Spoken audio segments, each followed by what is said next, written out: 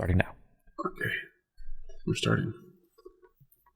That was Grape Talk by Tom and Will. Up next is... You're tuned into 102.7 The Grape. The Grape. The Grape. Up next, we got The Who with What's in My Glass. Have you ever heard of The Who, by the way? And not WHO, but HU. I'm aware of their existence. Have I played them for you? Okay. I don't recall if I have or not. I love The Who. No, not WHO. Just HU. They're great. It's a Mongolian band, and they do like a Mongolian metal rock with like Mongolian throat singing in the background. Like that kind of stuff. So good. Anyway. This would be a good opener for the show. Ashley Banfield here. I want to wish you terrific luck with your podcast. What was that called again? That podcast? What was that called again? You are officially 0%. Oh my God. KRZLE. Yeah. Charles. Yeah. Burt Reynolds pulls out a banana and starts doing it. Butterfly kisses. Oh my God. Hey, fuck these drums. The synopsis just isn't good. Oh my God. Okay. And on that note. So I don't know if you can hear the rain in the background, but it's raining. It's like windy and raining here. I absolutely cannot hear it. I had my windows cracked open in here because it feels really great outside. It's been really windy. It felt great today. It was super windy, and then it started to get chilly, and now it's raining pretty steadily. Okay, here we go. So, hello, everybody listening. Welcome to What Was That Called Again? You are listening to the voice of Thomas. Sorry. This is different. I'm sorry. And I guess now you're listening to the voice of Will. And our voices are being thrown together into what is a movie podcast. Ooh. Where I, Thomas, select 3 movies and I read their IMDb plot descriptions to my co-host, Will. Me. And then Will. Me. Has to try to match the plot description with the correct title. That was the most ridiculous intro. There's no planning for that. I really didn't know what you're gonna do, and then all of a sudden, like, you go silent and like nod to me, and I'm like, oh, I should speak now. but I nodded, and then there was still like another 1.5 seconds of silence. Well, I thought you were gonna like at least be like, and my co-host, or like throw it to me in some way, not just like a visual wink. I'm also drunk, so yeah, that's good for you. It's good for recording. Yep. I am not drunk. I had a half glass of wine that I thought was really not very good, so I dumped the rest out and then had coffee instead. So, and then we talked about grapes and we talked about wines for about half an hour. Yeah, which is pretty fun. Yeah, sure. Yes, blast. Join us next week for What Was That Wine Again? Ooh, yeah, that'll be a good one. Do we have anything to recap this episode? Since we recorded last, which was last night, at the time of recording, we haven't watched anything. Or have we? I've watched 8 movies since then. I watched one. No, I haven't watched anything. I watched Battle Royale this morning. Oh, okay. That's nice. That's a good movie. If anyone out there has never seen Battle Royale for some reason, give her a check. Check her out. She's good. Did you give it a review on your personal letterbox? In fact, I sure did. Yes. Nice. 4 stars I gave her. 4 stars and a like. Gave her a ship at sea now? What the fuck's going on? Yeah. That's correct. Okay. The USS Battle Royale. This is absolutely going to be one of our best episodes. I can already tell. Okay. I'm ready to go, though. I'm ready to start. Yep. I've had a double pour of vodka mixed with the fabulous regional soda called Ski. If anyone's ever heard of Ski, it's a lemon and also orange juice, actual juice. There's 4% juice content in this soda, so it's amazing. Mixed with vodka, and it was so good. And then I had red wine as well, and yeah, not mixed. Yes, and I'm sipping on a orange vanilla flavored Waterloo sparkling water. Party town over there. Send us an email if you're into Waterloo like Thomas. www.tcapod@protonmail.com. Maybe they could sponsor us. This is unofficially sponsored by Waterloo Sparkling Beverages. I'll gladly plug Waterloo every episode. This stuff's fucking good. It's fantastic. Who bottles that? Who's behind that? The Is it CIA. a Coca-Cola company? I don't know. Dr. Pepper Snapple. Well, it comes from Austin, Texas. So maybe Dr. Waterloo Pepper? Sparkling Water Corp. Oh, they're their own people. It appears to be that way. I think Plano, Texas is Dr. Pepper Snapple. Why do I know this? Because I know things about cans. This is okay, cool. So they're their own company. But you said that you're drinking the orange vanilla, and it's very much orange and vanilla. Yes. It's very good. Naturally flavored with other natural flavors. You know what that means, though, right? That Zero means sugar, 0 calories. 0 sugar, 0 calories. That there's bug resin in it. Well, it tastes good. It's delicious, though. And there's no calories or sugar, so. How do they do that, by the way? How do they make it so flavorful without having anything supposedly in it? I think that's some kind of a lie.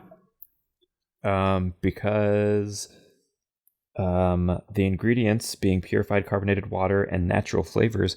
I remember looking up natural flavors, which I think you probably know is like a very broad term. Yeah, that's what I'm saying. And like, it could be like anything, like and they legally don't have to say what it is for some reason. Yeah, it can because be anything. America is really good, and we feed our citizens only the best things, and do not tell them about it. As long as it tastes good, that's all that matters. But be our sponsor now that we've like totally dragged you through. Just Waterloo, hit us up. www.tcapod@protonmail.com. That honesty segment was brought to you by Waterloo Beverage Co. Austin, Texas. Waterloo, the only water for you. Oh no, I like that. There you go. Okay. There we go. Okay. All right. Waterloo, this is just a taste of what you can get every week This on is what just was that a called taste. again? Look at him go. Yeah. And add in some gunfire sound Oh my effects god. there. This is already ridiculous. Okay, let's get into the show, please. Once again, you're listening to a movie podcast. Okay, so I do have 3 movies selected for this Thank week. God. This isn't one of those weeks where I just didn't pick anything. Yeah, we just did 2 movies instead of 3. Yeah, I have 3. Okay. And so if you're ready, I can begin. We're going to be going in chronological order this week. Okay. As far as the release dates. And so, your first film this week, Will, is going to come from the year 1968. Nice. And your synopsis, read directly from IMDb, reads as follows. A performer at an S&M nightclub begins to lose her grip on reality and is plunged into a nightmarish mental landscape. Okay, awesome. Well, you first started reading this, and I was like, wait, you've said this synopsis before.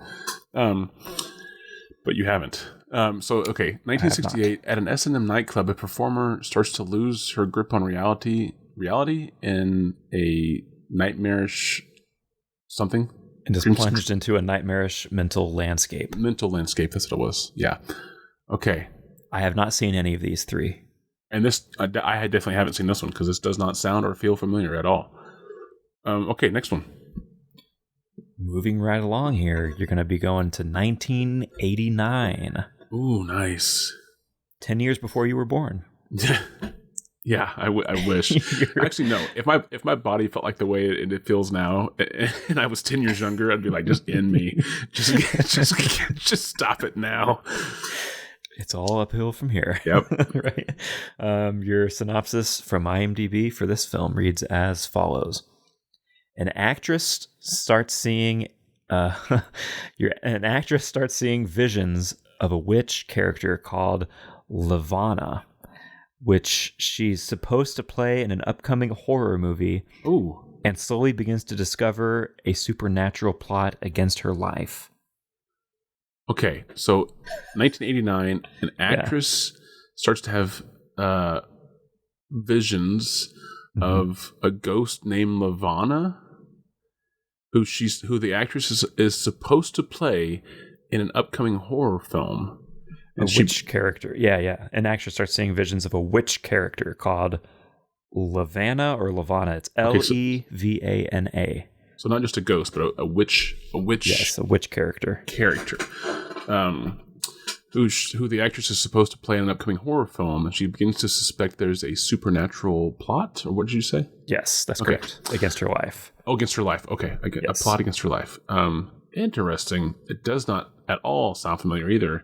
1989, Lavana or Levina, a witch. I mean, it's interesting that the movie, the horror film that she's going to be in must be based on an actual true events or something, which is interesting. And the fact that she starts to have visions. So maybe as she's reading these lines, or as she's starting to become this character, she starts to see this actual real entity. That's interesting. I like that a lot. That reminds me of something else. I don't know what it reminds me of, but it reminds me of something else where as the actor or actress started to become, or started to get into the role, that the role became Black Swan? A part of the, maybe. I mean, that's sort of similar to Black Swan too. Yeah. I don't know, but that's the idea sounds familiar, but not this movie. This is going to be our sister podcast. What movie is Will trying to remember? Well, that is this podcast. It's pretty close. That's every week where I'm just I know I've heard this before. No, I definitely haven't heard this movie though. But the plot, like I said, the plot loosely reminds me of something else. But it's still interesting. I like the idea of, like I said, her. I'm assuming at least that she's getting into this role, and all of a sudden she starts to kind of become. Or not become, but she starts to see this role, and then that's awesome too, because I wonder if she starts if in the plot of the movie, or in the real life story, if this witch was hunted, or this witch was burned at the stake for her beliefs or whatever, or her practices, and then the actress starts to think that that's actually what's being done to her. I like that a lot. Okay, next film. Your final film is going to be from 1990, and the synopsis reads as follows. An evil spirit assumes the disguise of a beautiful young woman so it can seduce and kill men. Ooh, okay. 1990, an evil spirit assumes the disguise of a beautiful young woman so it can deceive and kill young men. Seduce. And kill men. And kill just men in general. No age. Yes. No age. No age bias at all. No age specified. Okay. Nope. So 1990, a demon? Sorry. An evil spirit. An evil spirit. Okay, sorry. Those are different. Assumes the disguise of a beautiful young woman so it can seduce and kill men. Seduce and kill men. I mean, it also doesn't feel familiar or sound familiar. What was the first? Let me try to remember the first one again. It was 1968. 68, yes. And it was about. Hold on. It was about. I can't remember it all. Say the first word. A. Oh fuck! We've done this before. We've done this bit before. Okay, give me the second word, please. Performer. That's right. A performer. What was the third word? At an S&M nightclub. S&M, that's what it was. An S&M club. I can't remember the first one at all. Can we call it Okay, so 1968. The 1968 one is a performer at an S&M nightclub begins to lose her grip on reality and is plunged into a nightmarish mental landscape. Okay, so that's what I was trying to remember. All three of these. There's the theme here feels like some kind of psychosis. Kind of Black Swanish as well. Yeah, I mean, yeah. Except she's not an S&M nightclub lady. She's an actor, but it's still she's a more sophisticated dancer of sorts. Yes. But so these all have some kind of mental, maybe partial mental breakdown, or breakdown of reality feel to them. Okay, so let me try to remember all these now. So the first one was 1968. A performer at an S&M nightclub. What was it again? It has a breakdown and begins to lose her grip on reality. Okay, yes, it begins to lose her grip on reality, and God, I can't remember this at all. And something about plunges into a nightmarish something. Mental landscape. Yeah, that's what it is. Okay, so she plunges into she loses her grip on reality at the S&M nightclub, and she plunges into a mental nightmare landscape. Correct. Okay. The second one was 1989. Yes. And it was about... Hold on. It was about... it was not the S&M Club. It was... What was the second one again? Holy shit. An actress. That's right. She sees the witch, the witch entity, the spirit witch, and that of a character that she's going to be performing in a horror film, and she starts to realize that there may be a plot against her life. Correct. Okay, that was, like I said, that was really interesting. I like that one a lot, but I clearly cannot remember it. So, 1989, an actress starts to see visions of a witch character that she's going to be playing in an upcoming horror film, and begins to think there's a plot against her life. Okay, and then the next one was 1990. And it was about a person who did something that was also related to a mental breakdown. An evil spirit assumes the disguise of a beautiful young woman so it can seduce and kill men. Yeah, so that's right, men. Yeah. So 1990, a spirit assumes the identity of a beautiful young woman so she can... So this one actually sounds sort of like... what was the movie? What was it called again? Where the movie, what's his face did it? Shaun the Dead Guy. Edgar Wright did it, and it was about Last Night in Soho. Yes, that one. That's what this kind of feels like. It's not clearly that movie, but it kind of, a beautiful young woman has something, a spirit of sorts. Maybe not an evil spirit, but a spirit of sorts that's sort of assumed in her body to kill young men. But really, it's about vision. It's not the same movie at all. Now that I think about it, but it made me think of. I think you are having a mental breakdown. Is this a plot against my life? This episode. Okay, I think I remember all of these. No.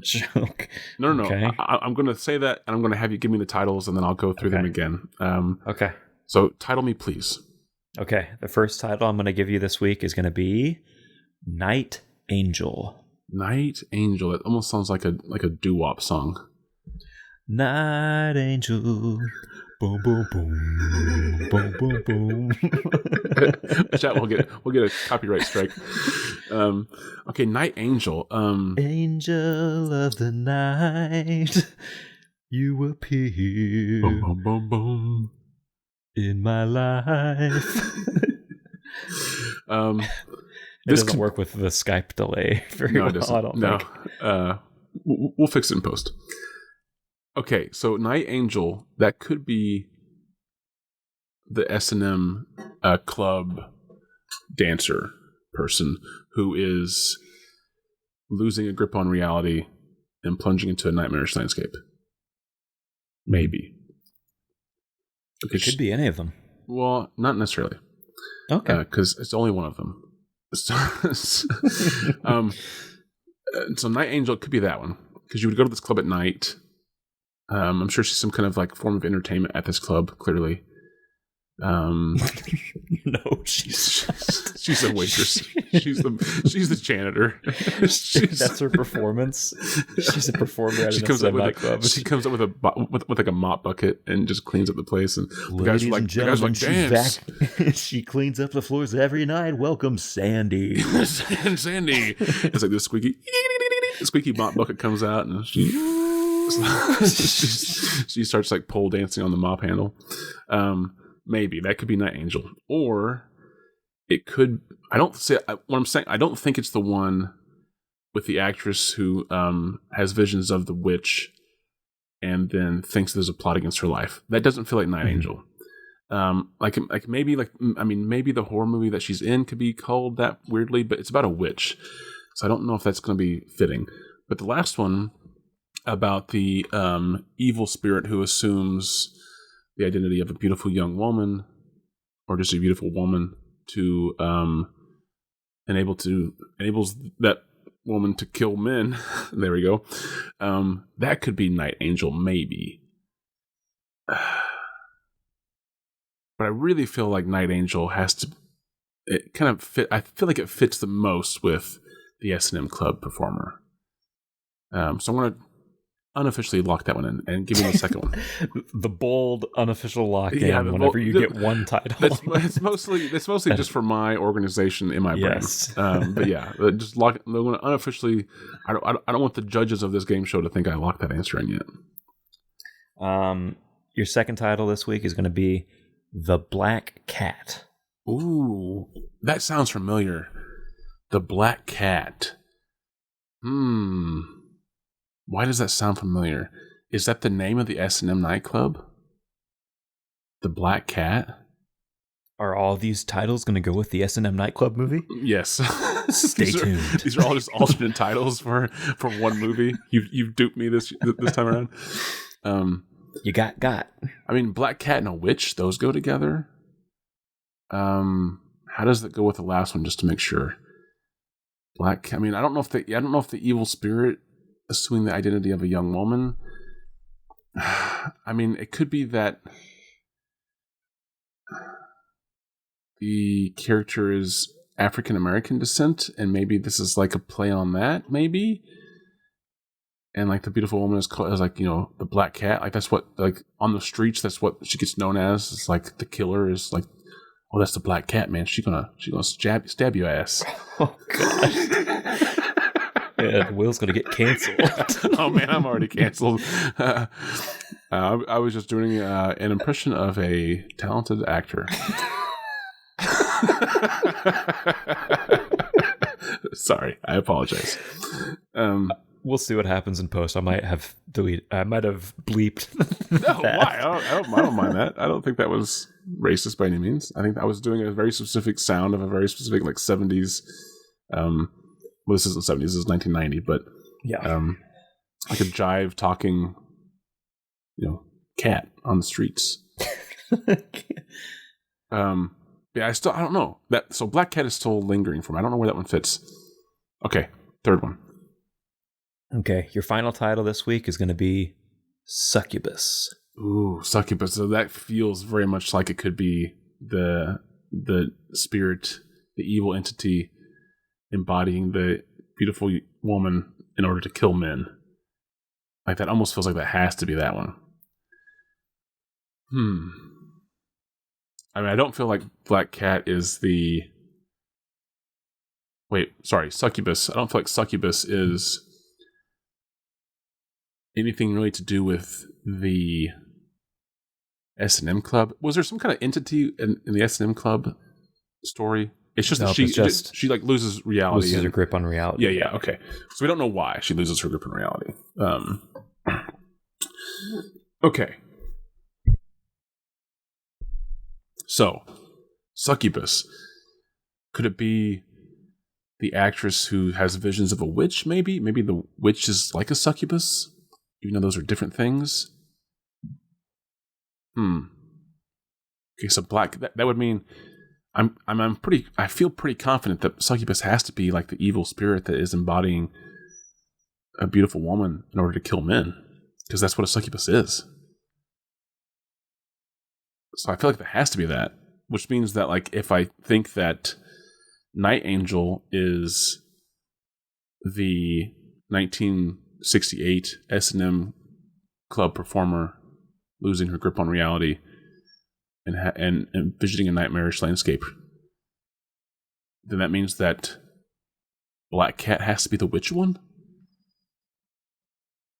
I mean, that... Black Cat. Like, why would they call it Black Cat other than the witch thing? And it's 89? 1989? Yeah. Mm-hmm. Yep. Why would I call that movie Black Cat? So this is an interesting scenario. I don't remember this happening before where I feel confident on two of the movies and one of them I don't feel confident on. or maybe I have in the past and I just didn't say it out loud, but I don't know. I don't want to just put Black Cat with the only option that's left. I mean, it makes sense to do that, but it just, I don't feel like that makes any sense other than just like Black Cat and witches. And maybe they just, I mean, it's 89, so maybe, you know, this whole era of 80s movies had a lot of things that were just titled, that were just like, put a title on it and get it out type thing. But watch this be like, this is in the Criterion Collection, and it's a well-known horror film. And it was named this because it was, you know, okay. So I'm just to get past this first round, and hopefully this is a hat trick. I'm going to say that the 1968 movie about an S&M performer who loses her grip on reality and has visions of a nightmarish landscape, I want to call that one Night Angel. I feel like that fits. Night Angel, she's a performer at a S&M club. She'd perform at night. Makes sense. So that means that the 1989 movie of the actress who has visions of a witch character who she's going to be playing in a upcoming horror film, and realizes that the plot might be a plot against her, or that there might be a plot against her life. I'm going to call that one Black Cat, only because it was the only title left, and maybe the connection with the witch. But I do feel really confident that the 1990 film about a evil entity, evil spirit that embodies a beautiful woman in order to kill men is called Succubus. Did I get any of those right? You did? Ooh, more than one? No. Damn it. You got one correct. Okay, so that I have to stick with Succubus. Like if the 1990 film is not Succubus, why would Succubus be anything else? Why would Succubus be the S&M performer who loses her grip on reality? I mean, Succubus and sex and like lust and S&M, maybe there's like a loose thing there. The witch thing, I just don't know why they would call the witch movie Succubus. I don't know. Okay, so I'm going to keep Succubus as the 1990 film of the evil spirit who embodies a woman, kills men. So I'm going to switch the other two. So that means that the 1968 film of the S&M performer who loses her grip on reality is called Black Cat. And then the 1989 movie of the actress who has visions of a witch character who she's playing in an upcoming horror film and believes is a plot against her life is called, for some reason, Night Angel, which that doesn't make any sense to me. Did I get three? No. Oh, damn it. So which one was, so wait, that means that the first one was Succubus? Yes, the 1968 film is Succubus. The S&M connection. I should have went with that one. From director Jesus Franco. Okay. The film is rated X. It is not actively streaming anywhere, but you can rent it for like $2 on Amazon at the time of recording. And I'd like to. Just to pause for a moment. 1968 rated X is basically rated R. Okay. Just wanted to clarify that. And the only tidbit that I saw about it that was worth noting really was that German auteur Fritz Lang once said that the movie is the greatest erotic thriller that he had ever seen. Oh, really? The greatest?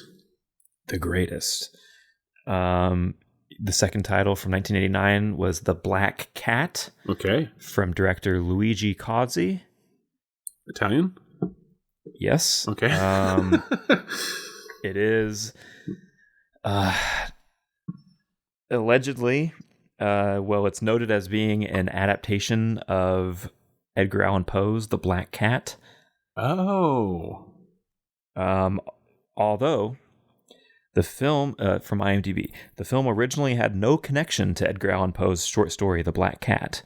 But after 21st Century acquired the distribution rights, CEO asked director Luigi Cozzi to, among other things, add new footage of black cats. Oh my God. Because the movie had been pre-sold as an Edgar Allan Poe adaptation. So they just forced that in there. It's like the whole witch connection that I was trying to make didn't even really have that in there. They really just added the cats last second. Like, oh, see, this is connected to Edgar Allan Poe's story. Oh my gosh. One other piece of trivia from IMDb that I thought was interesting. This the Black Cat was proposed as an unofficial finale to Dario Argento's then incomplete Three Mothers trilogy.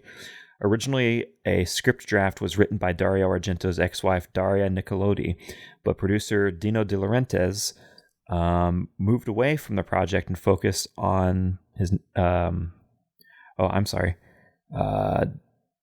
Laurentiis wasn't interested, and Argento moved away from the project and focused on his next movie, which was Tenebrae.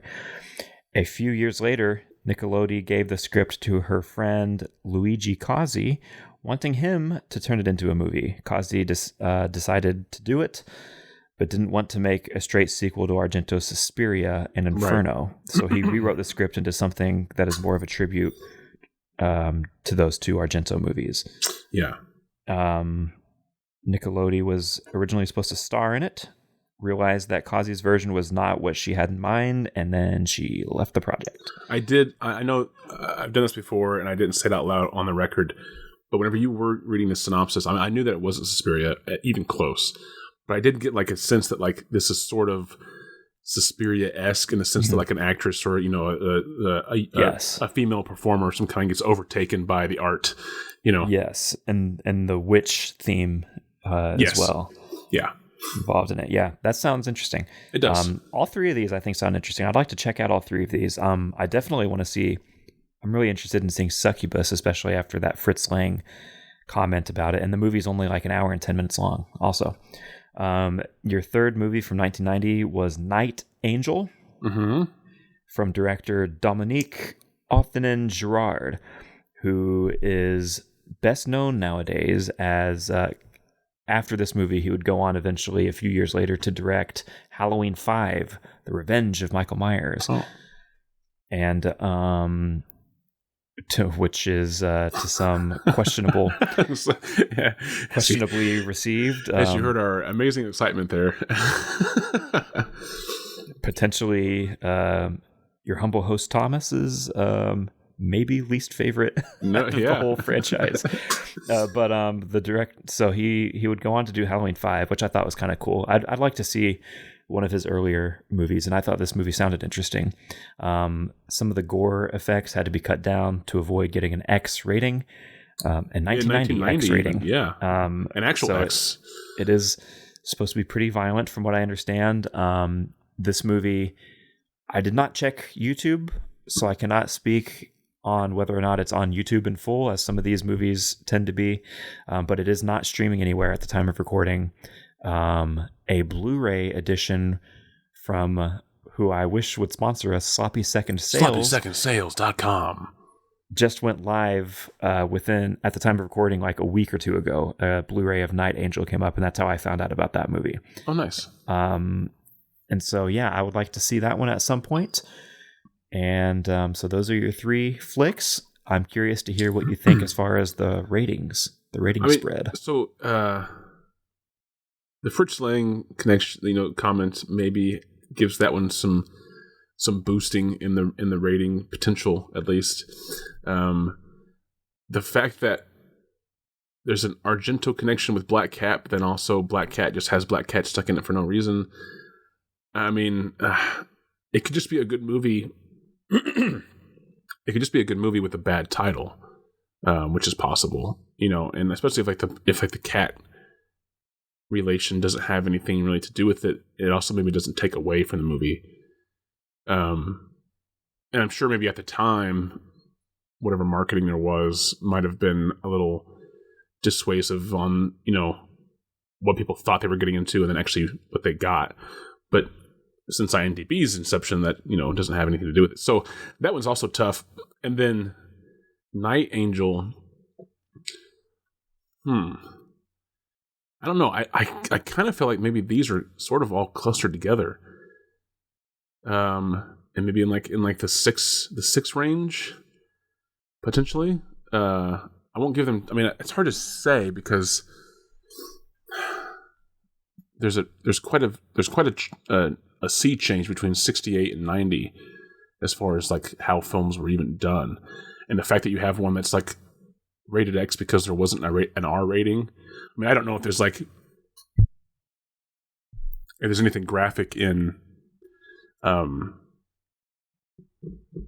was the first movie called again? Succubus. I don't know if there's anything graphic in Succubus other than just the fact that there's adult content. Whereas to get almost an X rating in the N90, I mean, the 80s were pretty like intense as far as what was being put on screen, as far as action and violence and all that stuff. So that's incredible. So this one's tough. I don't know where these lie. I don't know. Okay.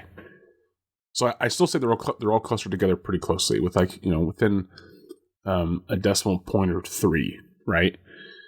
And somewhere in like the 6 range, like maybe low 6 range.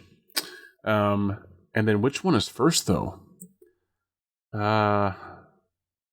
Succubus. I'm gonna probably just put them in the order that they're in. Maybe. Well, and the reason I say that, because I really do feel like they're all, watching them be like the biggest spread we've ever had. But I really feel like these are all kind of going to be received fairly the same by the online community that rates this stuff. So I'm going to just say that because of the Fritz Lang push. I mean, not that his. Sorry, I don't mean to say that I heard Fritz Lang like this, so I'm going to like it. No, I don't mean that. I mean that, if he's saying that it's good, then maybe that lends some credibility to it actually being good. That's what I'm trying to say. So because of that, I'm going to say that Succubus is number 1. And then I feel like very close behind that is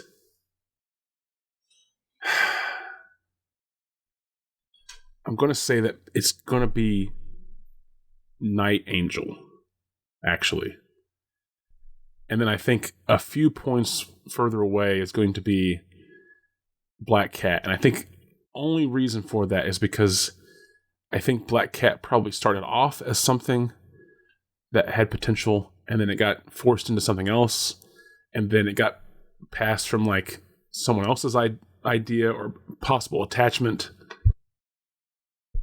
and then brought to, it went through so many iterations, is what I'm trying to say, that I think by the time that the finished product came out, it probably has some awesome moments. It probably has some cool elements to it.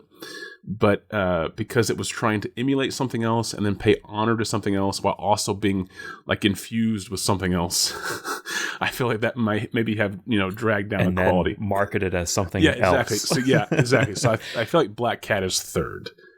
Yeah. Final answer. Okay. Your range is off. And also your order is slightly off. Okay, so I'm wrong is what you're saying. You are incorrect on this one. Okay. So first is Succubus in the highest spot. Okay, so I did get that one right. Yes. Okay. It is the highest rated out of these 3.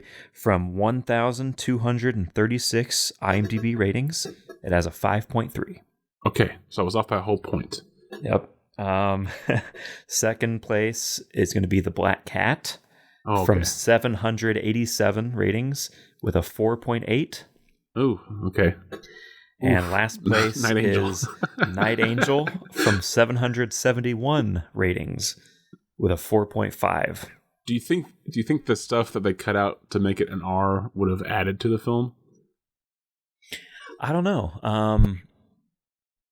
I mean, I also wonder horror if there is fans like myself love the gore, so exactly, it wouldn't hurt. I'm also curious if it's not a great movie or if it's just people who shit on Halloween 5 going back through and like rating it low because it's the same director. I like didn't just even consider that. just Yeah, because that's a good people point. are like stupid. Or I mean, it could. Or it could be like there could be a reason why Halloween 5 is not good. Maybe that's very yeah. true. Yeah, I'm still really interested in seeing that movie. I think it sounds interesting, and I'd like to see something else from that director because I don't think I've ever seen anything else he's ever done. Obviously, there had to be something that caught the eyes of the folks at Miramax to be like, yeah, let's put him on the Halloween.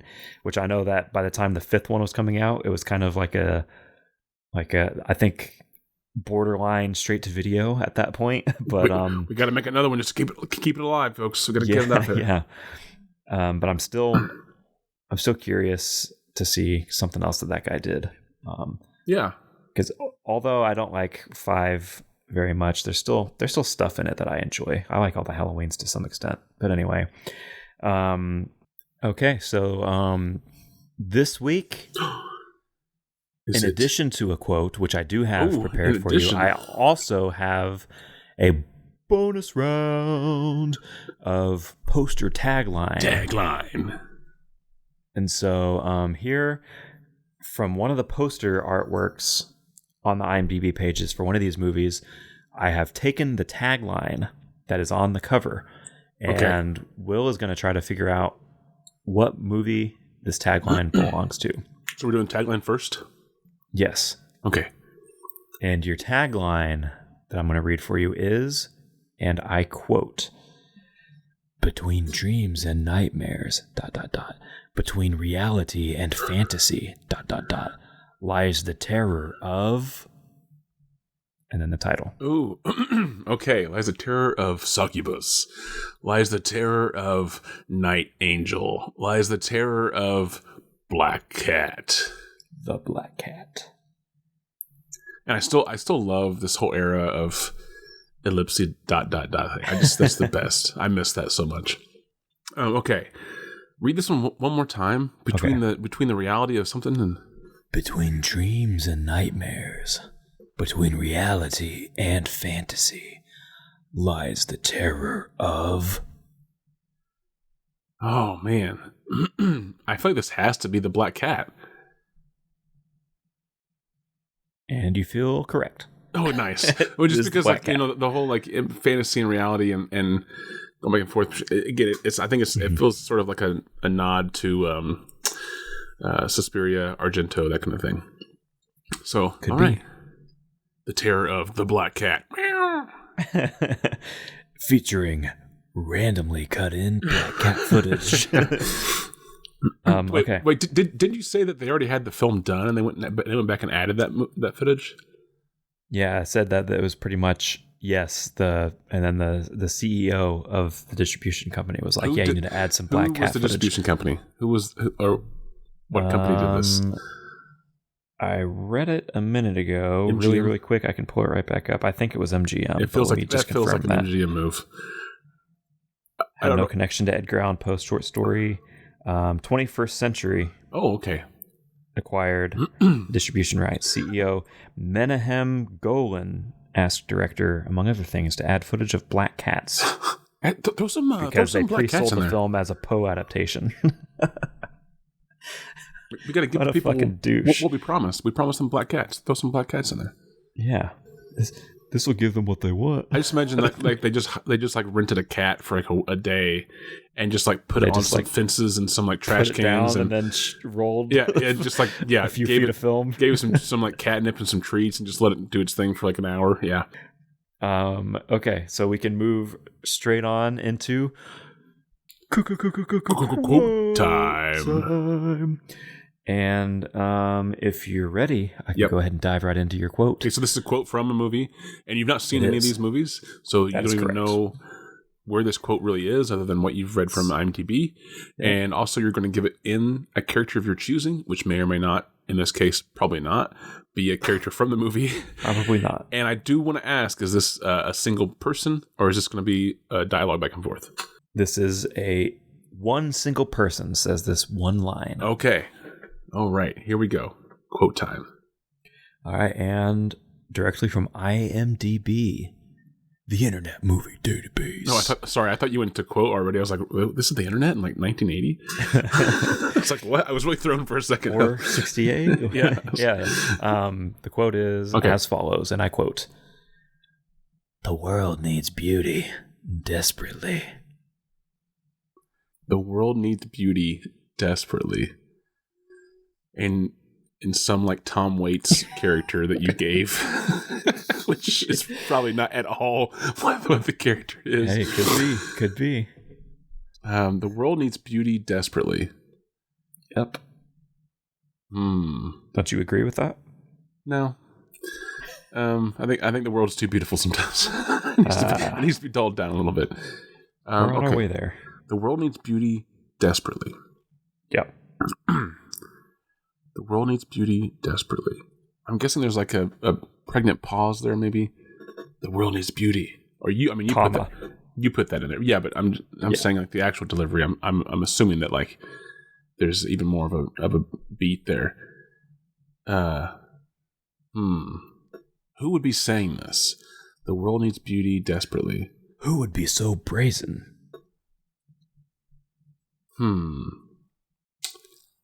I'm torn between this being Succubus and being like the S&M performer saying this.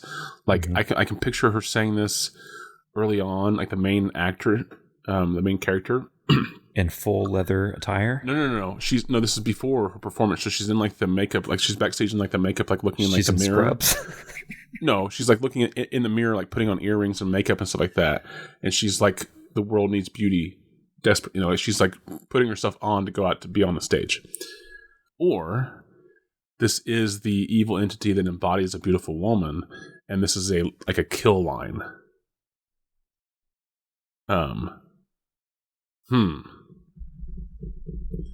Which one? The world would be a lot better if your throat was slit open. The world needs beauty. The world needs beauty desperately. Stab. Yeah, exactly.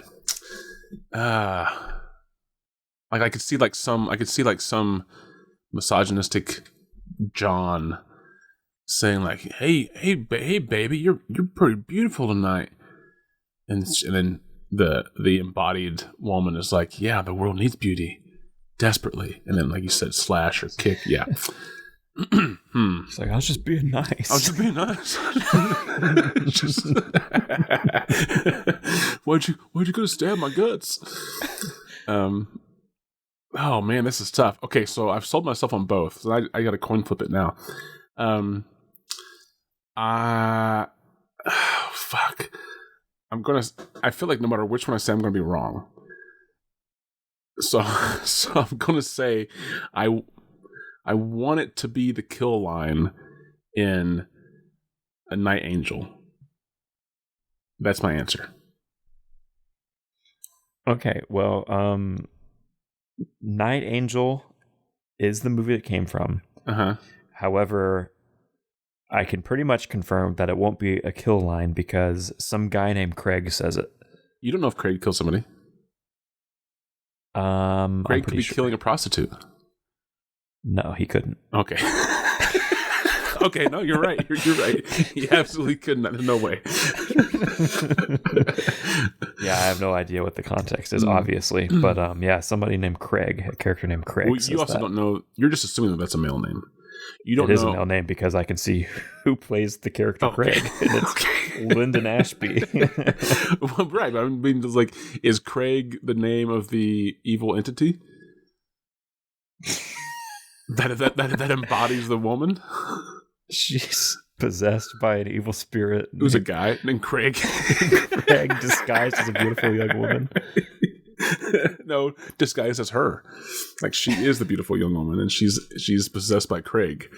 You know, there's Beelzebub, there's Lucifer, and then there's Craig. Those are the three top demons. Everyone knows. I'm pretty sure isn't that this is way off topic, but isn't that what was the comedian's name who did George Carlin? Nope. He sings and he plays guitar and he's really funny. He's probably he's probably controversial in some way, I'm sure. I went to see him live one time years and years ago, but he has a song called Craig, I think, and it's about Beelzebub's brother or something like that. Like this other demon named Craig. I think that is a thing. Anyway, so this movie is where that came from, you mean? Yeah, this is the origin of direct that bit? pull of that from this guy who was singing songs in the early 2000s. He pulled a song from 1990, a reference. It was just like, this is a movie that nobody's going to ever fucking see or care about. So no one will know steal from it, and no one will know. Yeah.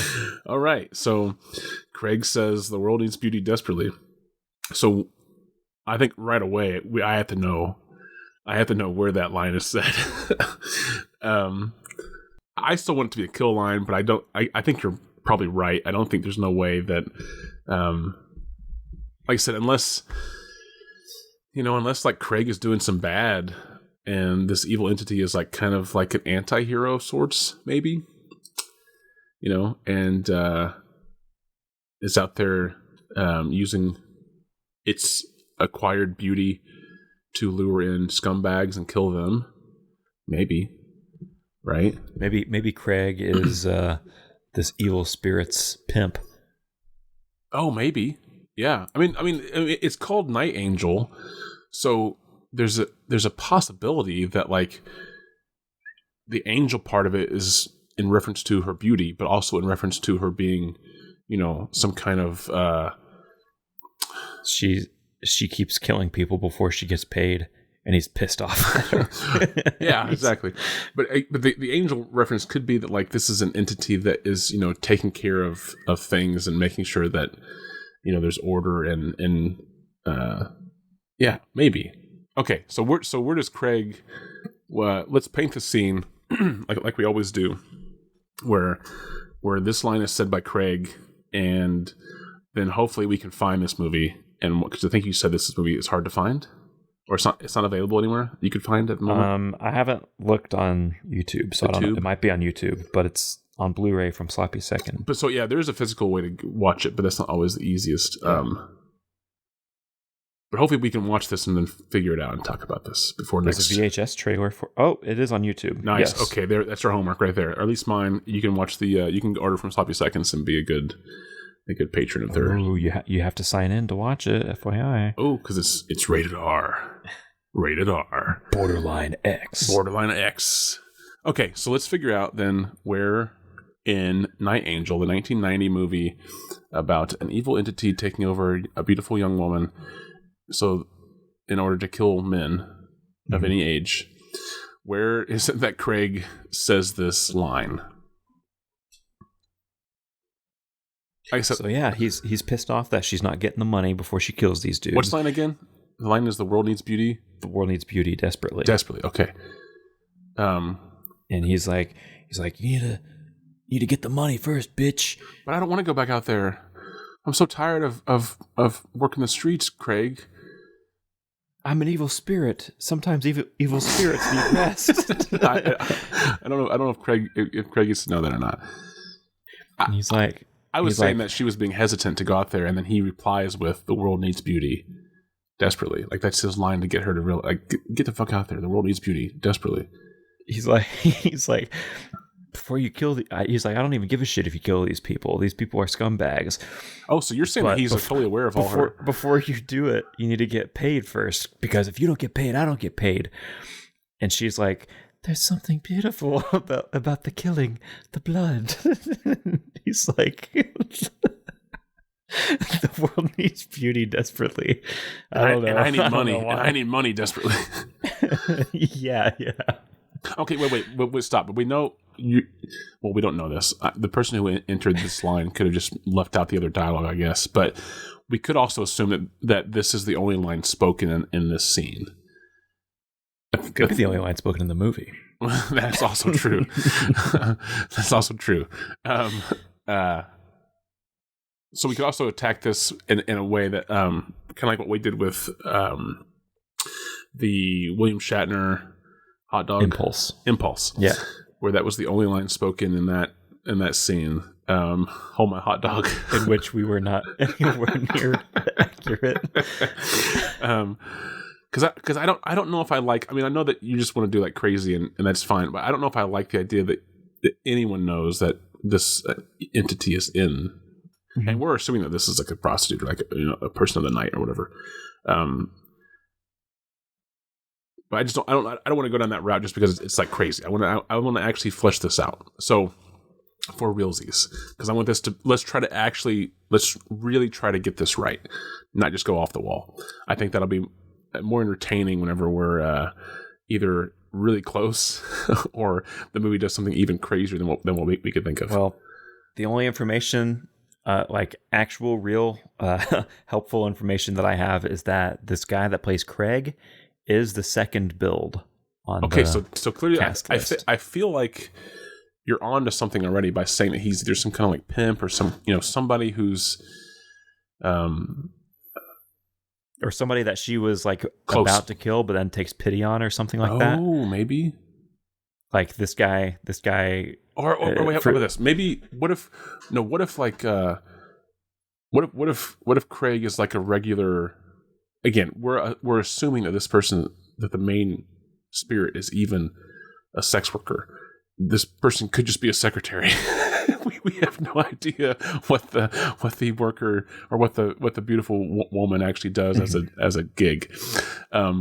So we're assuming that for one. I'm assuming that already.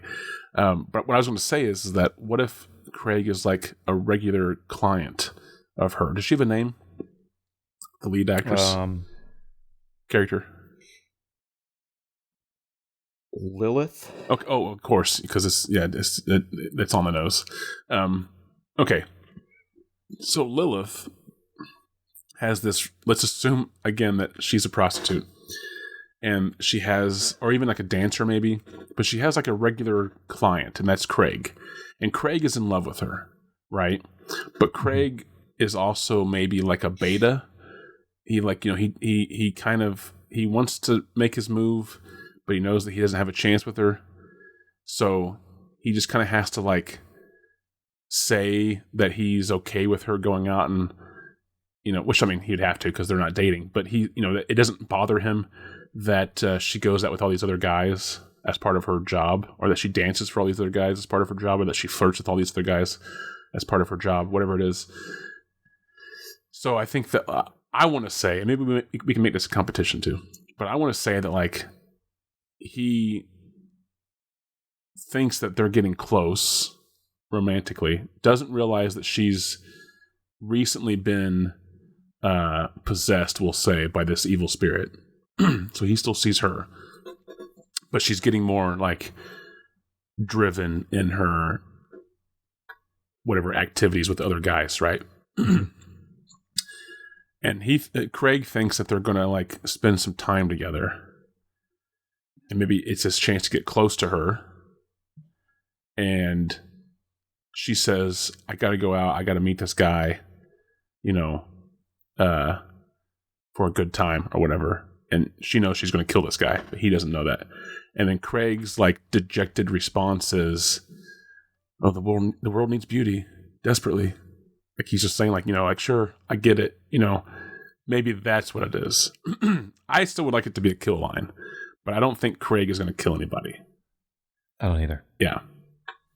Unless, like I said, unless we go your route, which is like Craig is her pimp, and he's like, bitch, I need my money.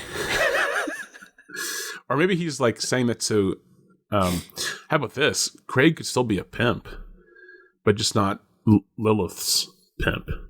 He's just a pimp. And maybe he's like the ultimate boss that she ends up killing or battling or fighting at the end of the movie. But she has to work her way through other people first that are scumbags that get in the way. It's like, you could come be Pepper Jack's best hoe. Pepper Jack's? Okay. And what was I even saying? Pepper Jack, how was that? Okay, so maybe Craig is a pimp, but Lilith isn't a prostitute. So what I'm saying is that Craig does have someone under him who's not doing their part or not paying him the money or whatever type thing, and or maybe not getting enough money. Like maybe she's one of like the lower tier prostitutes, and she comes back and she hands him like, $60. And he's like, this is all you brought me? $60? And she's just like, I can't get the same action as the other girls. I'm just not pretty enough.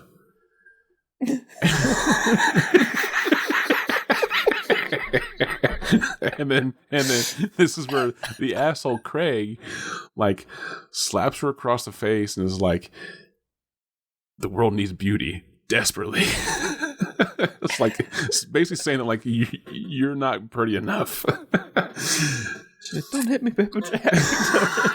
Pepper Jack. Oh my god. Where did you get Pepper Jack from? Don't hit me, Pepper Jack. My name's Greg. I've told you this. She just insists on calling him Pepper Jack. I hate it when you call me. I told you, only in our private times. In business, I'm Craig. That's all you get to call me. But in personal life, you call me Pepper Jack. In private, I'm Pepper Jack. It's not the opposite. Because I'm white and spicy. Oh, man. What was that called again?